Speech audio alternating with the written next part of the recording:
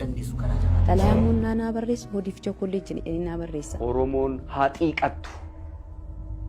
Gumaa ilma isaanii haa baatu. Amma duun cimu. Amma dhiignu cimu. Nama kennaa addaa ta'e qabu. Masuffaa onnee qabeetti. Yeroo baay'ee warri kuni darbee dhalatu. Safaru cirraale እውነት ነው ወይ? Gaarri diigamuu malee maali? Oromummaadha. Haacaaluun anaaf dhugaadha. Daadhii du'eedhee Haacaaluun hin sodaatu. Addis Ababaa miti yoonni qeeraa jechuu didan. Haacaaluun Biyya. daawwitiidha. Kunoo asumatti dhalate. Soorata dhalootaati. Nama xiiqii. Nama sabaa dhalate. Mana kitaabaa guddaa tokkotu hawaasa addunyaa jalaa gubate.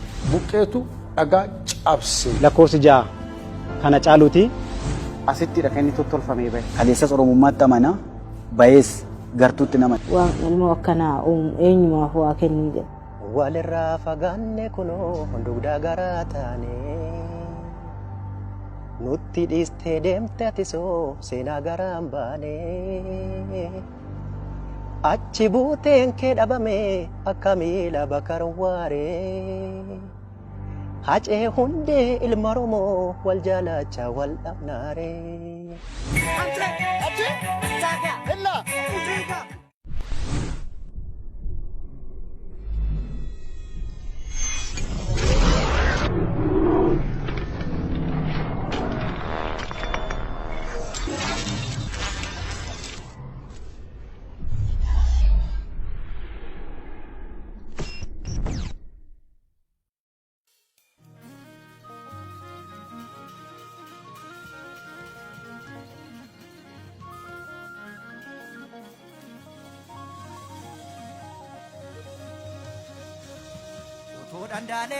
Daneta, Gojeda Kenginja Uto Dandacheta, Bieta, Hajenya Dunangalcha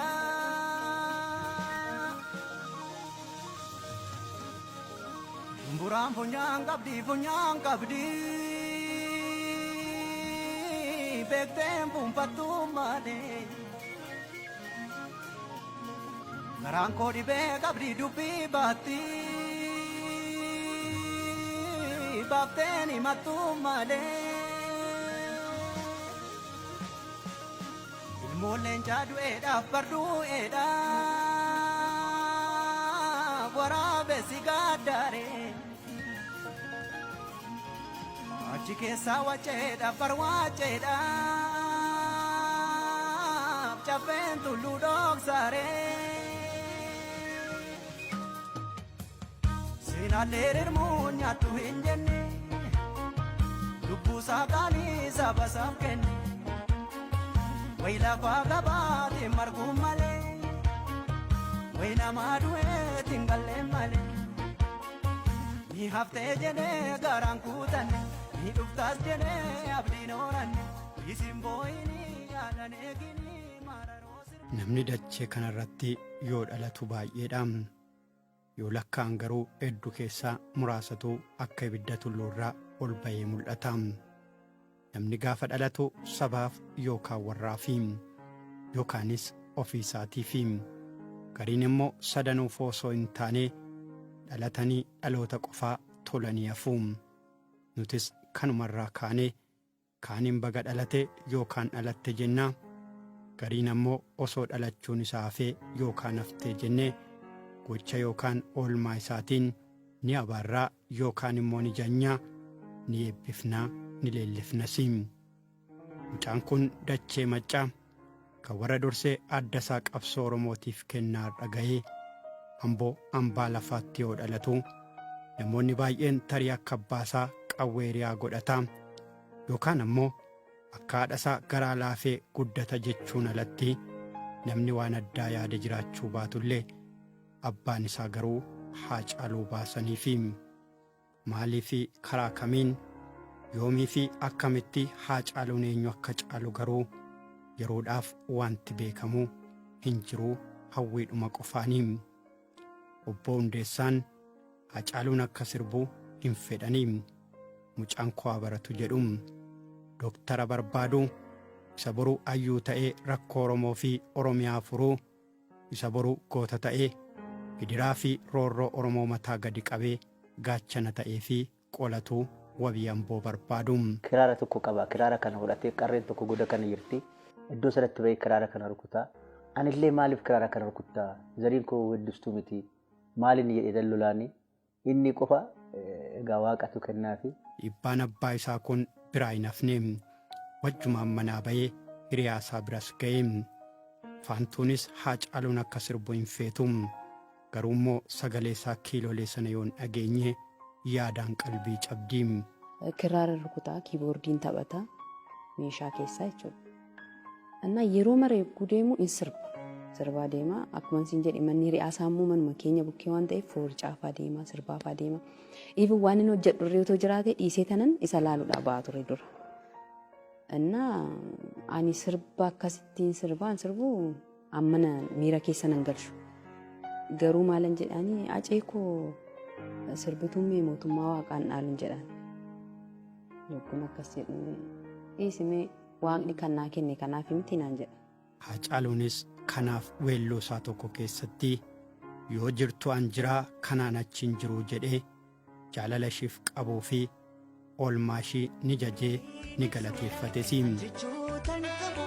Yoo jirtuun an jiraa kanaan achiin jiru anoo humna qabu waa tokko si godhu du'ee baduu sile an sirrii waa'ee kee ibsuudha an jechuutan qabu yoo jirtuun an jiraa kanaan achiin jiru anoo humna qabu waa tokko si godhu du'ee baduu sile an sirrii irraa.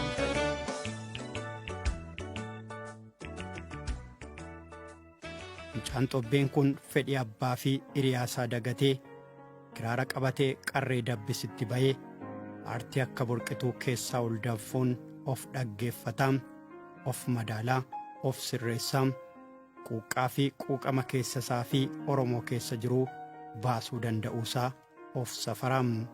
Farda gurraacha lagarra kaachisanii qoricha naaf maltee suma nyaachisaniin ammoo weelluu Haacaaluun afaan itti saaqateedha. Sagaleen isaas kanumaan moroodame.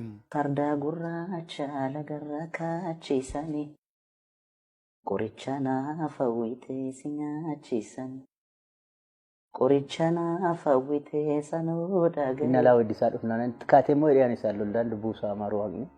Obboleessi koo maal taate maal ultan hundeessa mucaan kun yookiin buddeena isaa ta'abe wanti kun. Jireenyi akka marsaa gundoo asuma naannoftii.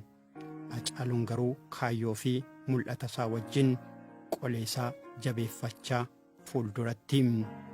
Jaalalli ganama faantuu damisoo diroo ibidda saafaadha. Rakkoo fi gidiraan Oromoon itti jiru mata bowwoodha. Dhukkubni saamaan immoo muuziqaadha. Roorroon immoo muuyyaleedha. Oromoo nyaachaa jirti.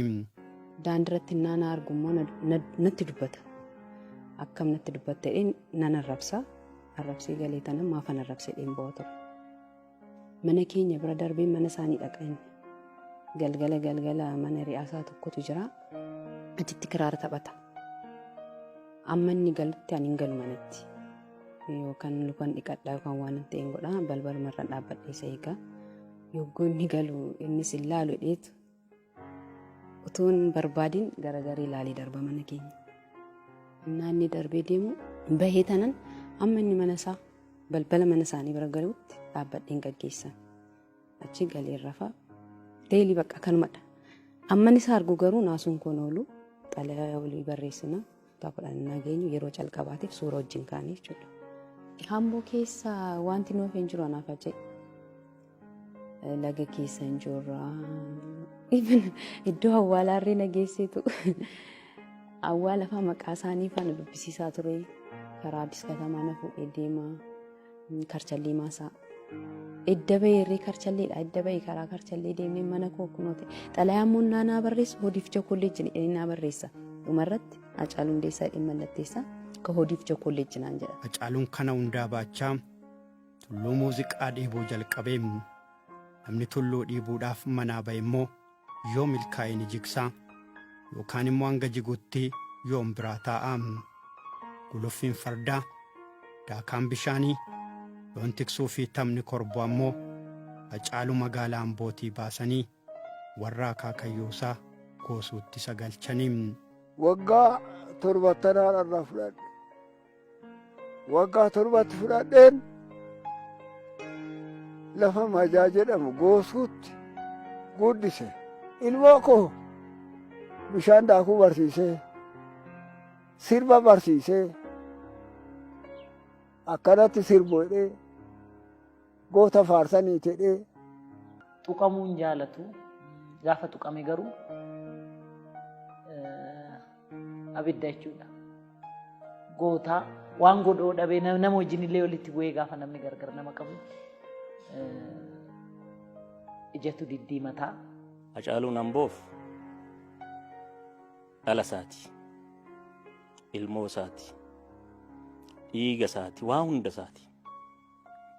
Haacaaluun har'aa biyyaaf ta'e kun asii biqile, biqiltuu Ambooti.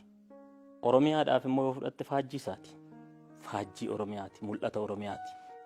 Haacaaluun ayyaana aartii qofaan kan daanga'e otoo hin ta'in guddisa isaarraa ka'e, naannoo isaatti waan argurraa ka'e, waan baraterraa ka'e,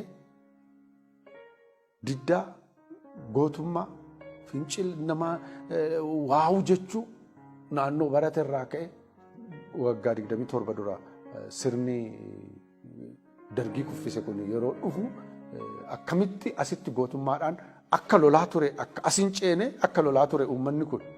Yeroon asirraan darbu taankii asitti daaraa ta'e baay'ee ilaalaan darba ajaa'iba. Gootummaan naannoo inni itti dhalatee kuni ajaa'ibadha. Anaaf yaada isaati haadha malee ilmoo miti. Haadha. Yoo dhufu konkolaataa achi dhaabee fiigee innaa dhufu garaa kana qabatee jirta attam jedhee kana qabatee haadha anatti akka haadha akkanatti ana akkanatti na wajjin otoo cannaqamu mucaan koo baalageen balleessitee Haacaaluun haadha keenya malee ilmoo keenya miti. Haadha keenya haadha nu dhaltedha. Haati nama dhaltelee nama nuffiti. Inni qofa nama nuunfine. Haacaaluun anaaf dhugaadha. Dhugaan dhugaadhuma ibsa biraan qabdu. Hojjetees biyyuun kana keessa taa'e. Hin baqannellee. Gaafa na ajjeesan jedhee. Garuu akka du'uun beekaa akkasumatti ajjeesan. Anaaf Haacaaluun mana barumsaa kiyyaa, ijoollummaa kiyyaa, waa hunda kiyya.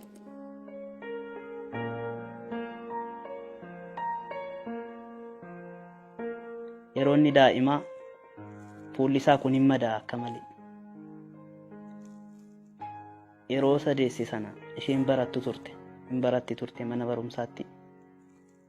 Isa manatti dhiistee isa dhukkubsatu kana mana ciibsitee gaafa mana barumsaa dhaqeetti haati keenya guddattu. Blackboard irratti gaafa barsiisaa waa barreessu barreessee gaafan gadi jedhee ol ka'u masmara isa duraa barreesseen innaan ol jedhee ilaalu isa lammataa dubbisee barreessuudhaaf gadi jedhu gaafa inni fuula isaa hooqee dhiiga isaatu dabtara korranatti mul'ata. Isumaan dura barreesse sanaan deebi'ee barreessa. Sammuun koo sirrii naa ta'uu dinnaanan amma mucaan koo naaf fayyuutti jedhee dhiisee manatti deebi'ee jetti. Aarsaan akka haadhaatti ishiin kaffalte kun akka haadhaatti salphaa ta'uu danda'a. Akka dhala namaatti garuu waan sammuudhaan olidha. Kana beekaaf natti fakkaata gaa haadha waliin qabnu qobaasaatti baafatee guddattuun kwaaduutu jedha. Baay'ee wajjin cinqamee baay'ee wajjin rakkadhee tana guddisee kanumaaf naa kakata malee maalan godheef ijoollee baay'een qaba.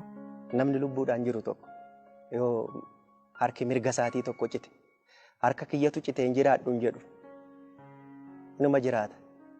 Bitaas taatu harka mirgaatiin eeboo darbatta yoo ta'e hamma harka mirgaa san darbachuu dadhabda malee bitaadhaanis inuma yaalta.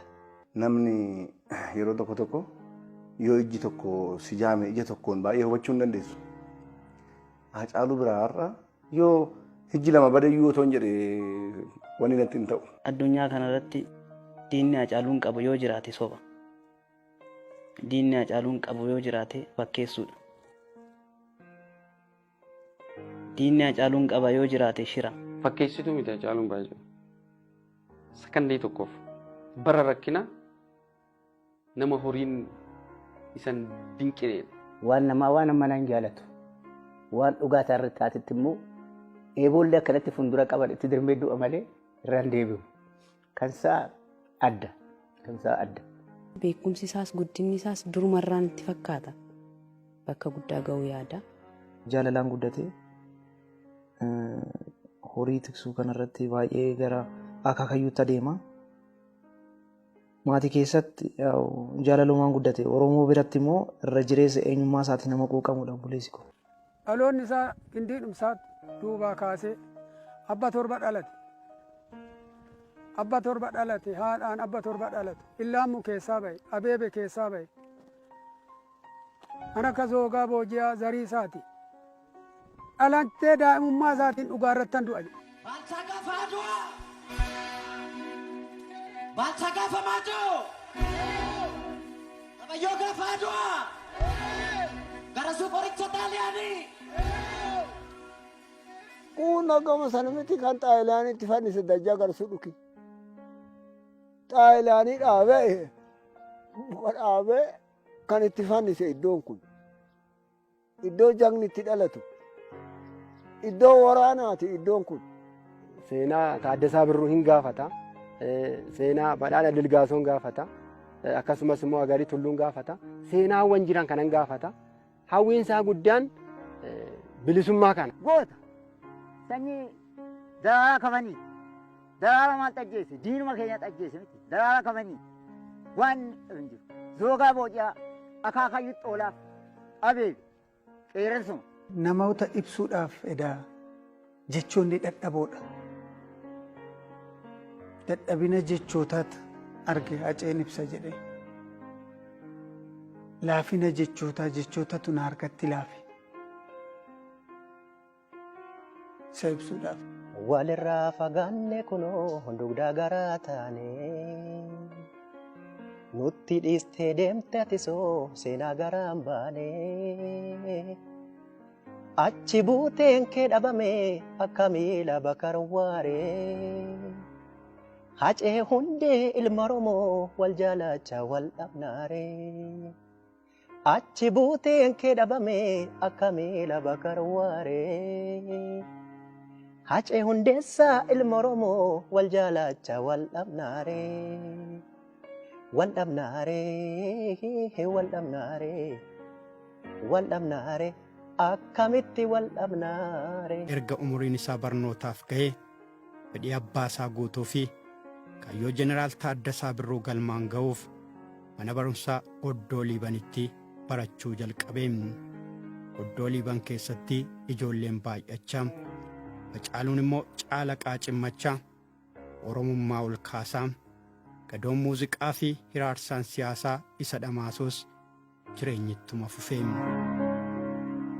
Barumsaa fi kurkursa siyaasaa kan garee mana barumsaa isaa Oddoo Liibanii fi carii abbummaadhaan erga dorsaa ture Haacaaluun gara mana barumsaa qophaa'ina Ambootti darbeem. Haacaaluun asitti immoo garee tokko jaagamaa badhaaneef kennuudhaan ofii immoo karaa gumii mana barumsaa barattoota kakaasuu isaa itti fufeem.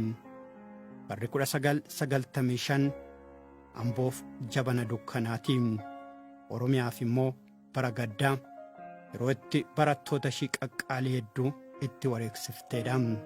Barri 1996 Armeen Oromiyaa reenfa ijoollee ishii 100 lakkaa'amanii lakkoofteetti. Kan ilmaan Lanamboos dachee Nambo'aa lakkaa'uum.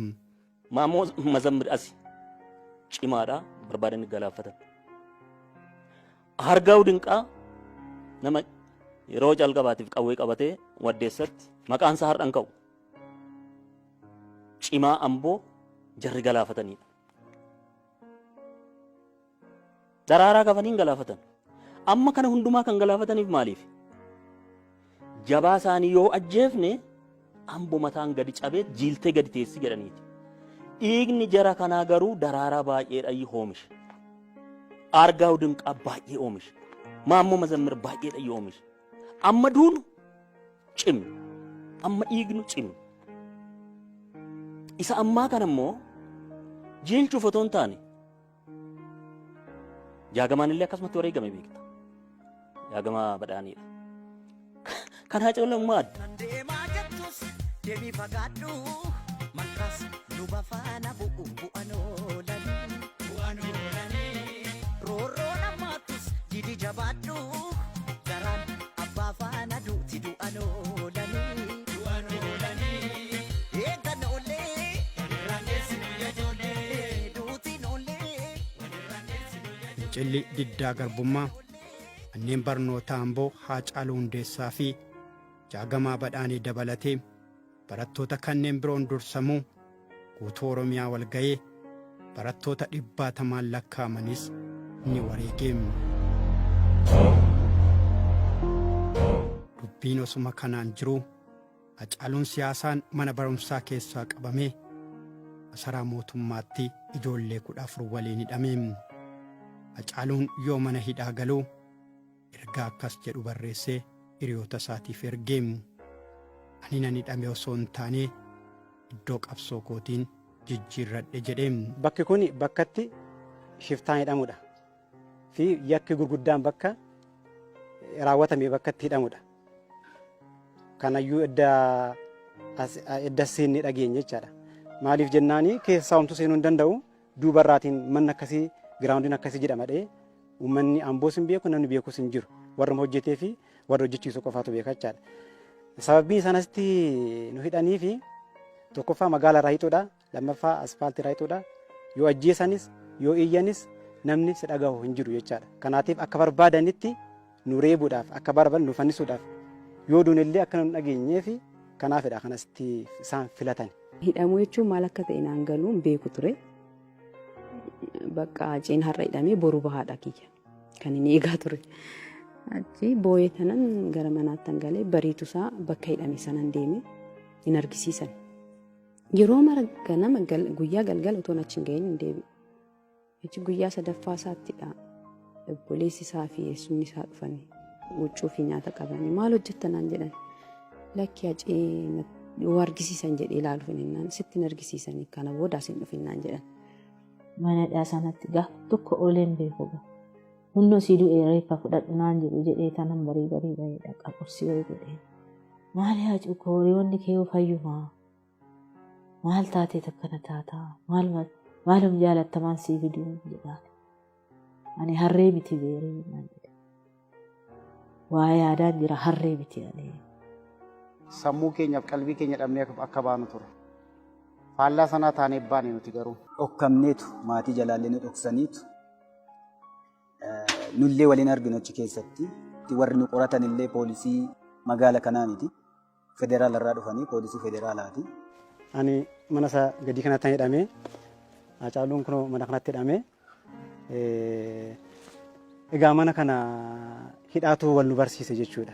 Sababbii galgala geerarsaatiin ijoollee jabeessa jedhamuutiin achittis illee reebamee hangaarraatti gurrisaa otoo hanga gaafa duutullee gurrisaa dhukkubsataadha. Maatii dhokadhee kanan deema. Guyyaa meeqaffaa isaatti innaa waraabbaman nan arge. Bakka Haacee sagalee dhuma isaan dhagee bazzii lihidedhe sagalee isaan dhagee namni baay'een waan ilaalaa ture. Yeroo sanaan hin beeku maal akkanarraa ka'e hin beeku akka ba'aatti narraa ka'e waan ta'e nan gammades bakka guyyaa torbaaf waan hin argineef jechuudha. Mana hidhaa keessatti wal barre'anii Haacaaluun ani ala ta'e inni mana hidhaa ta'e guyyaa tokko akka carraa ta'e ayyaana bara haaraa baandiin horaan boo hojjechuuf achi deemee egaa nuti yeroo sana informationii nuti qabnu umurii guutuu akka hidhamu Haacaaluun akka ba'u hin beeku ani. Kanaaf Haacaaluun sagalee kiiloolee kanaan geerarsa Geetaachoo Hayilamaariyaam geeraraa inni nan bu'a bakka baay'een bu'ee maaliif sagaleen akkana yeroo kun otoo bahee hojjechuu danda'u akkamitti as keessatti hidhamaa naqaan yeroo baay'ee yeroo ayyaana waggaasa wajjinan oolaa kaaseetti haaraan gaafa ba'u biteefin naqaa achitti. Asafnaa kan jedhu hin jiru keessa. Yoomiyyuu hin baana. Yoomiyyuu hin injifanna. Yoomiyyuu waa tokko uummata kanaaf keenyee dabarra waan jedhudha. inni kun almost itti milkaa'eera. Gaafa nuti achi gallu maal goone inni irratti malee maranne. Ani isaan keessa xiqqaadha. Natti aanee mucaa dheeressaa jedhamu tokkotu kutaa 7dha, kutaa 6dha, isaan kaan kutaa 9, kutaa 10, kutaa 12 warra kaan. Uummata kana barsiisuu qabna Aabaa Caarraa kaasnee inni yaadde. Edda kutaa 1 fi kutaa 2 barsiifnee booda waggaa isaatti waajjira barnootaa eeyyamsiifnee leegaal goone jechuudha. Reen kun immoo yeroo mara lafa Haacaaluun kubbaatti taphachaa turedha. Haacaaluun achi keessatti barsiisaa ispoortii fi muuziqaati. Hiriyoota isaa kana faana jaalala kan qabu, sirreeffamtoota kaaniif illee jaalala gaarii kan qabu, amala addaa kan qabu namichaan kun. Namni mana hidhaa keessa taa'ee yookiin dukkana keessa taa'ee waa'ee ifaa uummataaf yaaduu miti ofiifuu yaadu. Waggaa 4tti galmeen nutti baname. Wanta Haacaaluun uummata kanaaf gumaache weelluun qabsoo Oromoo dadammaqsa iddoo kanaan ga'e kun asittidha kan inni tottolfamee bahe. Walaloo isaa sanyii mootiin alatti asumatti barreesse. Lakkoofsi 7 hankooti, lakkoofsi 6 kana Haacaaluuti. Wanta addaa waan adda ta'e yookaan immoo 04 jennee waamna nuti. Isni yoo keessa jiraate yookiin foon qulqullaalee waan akkasii taate inni sachirraan beekna gurshaa anis asirraatiin beekan isa gursha. Tanoo yaada yeelala irri geerareen quufne hidhaa qaallitti jira irri geerareen quufne hidhaa qiliinxoo jira irri geerareen quufne hidhaa karchallee jira karchallee amboo jira anoo maalan geerara tanoo yaada yeelala. Hiraarsaan mana hidhaa cimus dhiirri hanga reebamuu lafeen isaa jabaataa hanga dhiibamu immoo dhiibuu baraam. Haacaaluun waggaa 5 boodaa yoo mana hidhaatii ba'u qabsoo Amboo bilisummaa fi birmadummaa Oromootiif gaggeessaa ture dabaaluuf rasaasni isaa kan inni itti qiyyaafatee muuziqaa ta'uusaa mirkaneeffatee. Ani immoo hawwisoo urjii Adaamaa galeetan ture beeksisa wayitu ba'e achitti hooggantoota yeroo sana jiranittis ittimee nama dandeettii akkanaa qabutu jira. Yeroodhaaf dibbee aadaati irratti nu fudhadhaati. Ammayya irratti immoo sagaleedhaan hin sirbaa. Mee ilaalaa hidheetan dhufee Haaceen qoramee darbee akkasitti ammayya irratti sagalee otoo sirbuu aadaa irratti immoo dibbee sana otuma hojjetu akkasitti 8 wajjin hojjennee innis gara Amboo barumsaatti deebi'ee ani immoo baandii burqaa buraayyuu galee jechuudha. Kan ormaa taate maal godhu har'aa boreetu kana fidee garaan kommoo si malee kunoo har'as amma si didee anutuma sitti ma jedhu kan ormaa taate maal godhu har'aa boreetu kana fidee garaan kommoo si malee kunoo har'as amma si didee.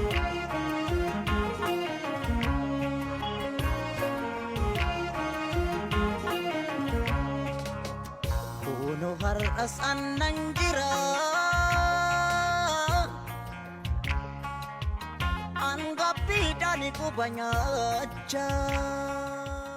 Haacaaluun waggaa 14tti roorroo Oromiyaa irra ga'u mormuudhaaf reebichaa fi hiraarsaa mana hidhaa waggaa 5f erga baatee akkuma bahin daandii qabsoo sadaffaasaa muuziqaatti xiyyeeffatee.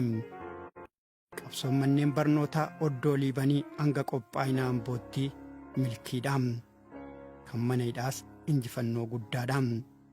Inni sadaffaan ammoo qabsoo karaa muuziqaatiinis dabaaluudhaan. Qabsoo karaa muuziqaan jirus injifachuudhaaf iddoo qabsoo jijjiiruun dirqama ture. Iddoo qabsoo fi akkaataa qabsoo jijjiiruuf ammoo adeemsi qabsoo ulfaatus yeroo sanatti koodeen isaa ingiduu cimsaa qoftii gahaa ture. Goonni onneen sibiilaa kun albeema isaa jalqabaa yoo hojjetu Oromoon yerootti abdii kutate ture. Ajjeefamuu Oromoota qaqqaalii guutuu Oromiyaa keessatti taasifamu ilaaluudhaan abdii kutannaa keessaa yoo saba galchetti. Yeroon kun yeroo Oromoon tasayyuu aangoo siyaasaa argatee biyya kana akka hin bulchinetti yaadamee kaan callisuu filatu yoo dhaabbileen mormitootaa Oromoo mogoleen laafuu Haacaaluun as bahee Oromoodhaan ati sanyii mootiiti jedheem. Oromoo ati sanyii mootiitii moof dhalatte jedheem. Ati guddaadhaam. Guddaan ammoo bulchaadha jedhee saba isaa kakaaseem. Erga Oromoon ati sanyii mootiiti jedhee onneessee boodaam. Qabsoon Oromoo amburraa finiinuu. Oromiyaa guutuu yoo wal ga'uu dadhabuu. Qabsoon sabichaa boodatti deebi'uu yoo kajeeluu. Tokko yoo diiguu kan biraa immoo yoo irraa fiiguu. Tokko yoo dhiiguu inni biraa immoo yoo callisuu. Haacaaluun waa'een keenya yoo itti dhiisan naman dhiisuu.